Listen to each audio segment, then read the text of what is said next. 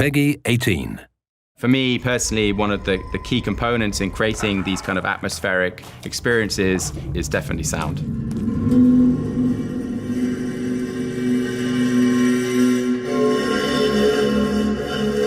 There's not like a rule book for a playbook for like, okay, this is how you make horror.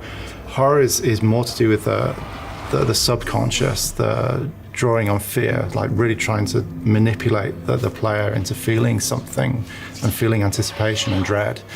And that is one of the hardest things and one of the most exciting things that a sound designer could actually do.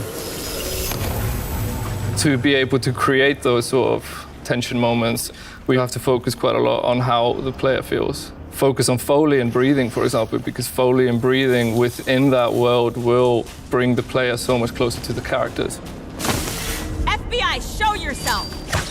Before you hit those tensions, before you build up to these moments, then you have to get the player to feel like Alan or like Saga, and it's a lot of focus that goes into getting that correct. If you have ever experienced something that shocks you, it takes a little while to really understand what happened. That's called the nervous delay, or nerve delay, basically. If you delay that sound effect for just a little bit, it increases your own bodily effect, and it becomes much more powerful that way.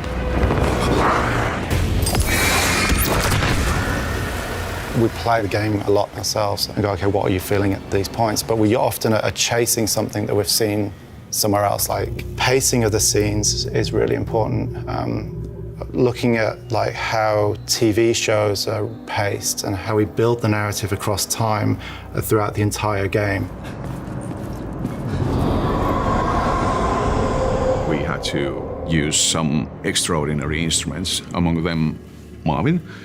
It's interesting to play those instruments because they aren't equipped with a keyboard, or despite the fact that you bow them, they don't reproduce anything that resembles even closely any string instrument or whatnot. They are just producing noise.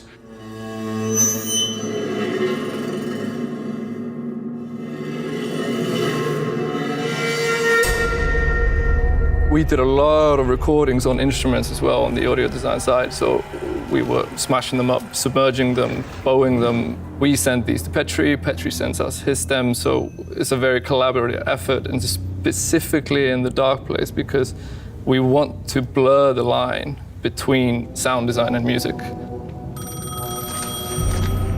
Hello? Alan Wake?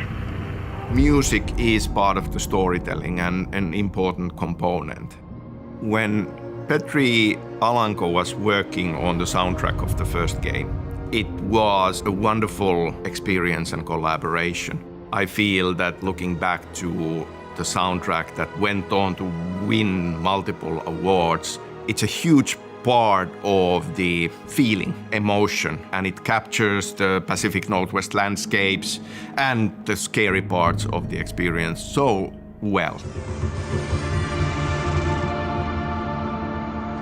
Remedy is quite clearly in a league of their own when it comes to storytelling, characters, and so forth.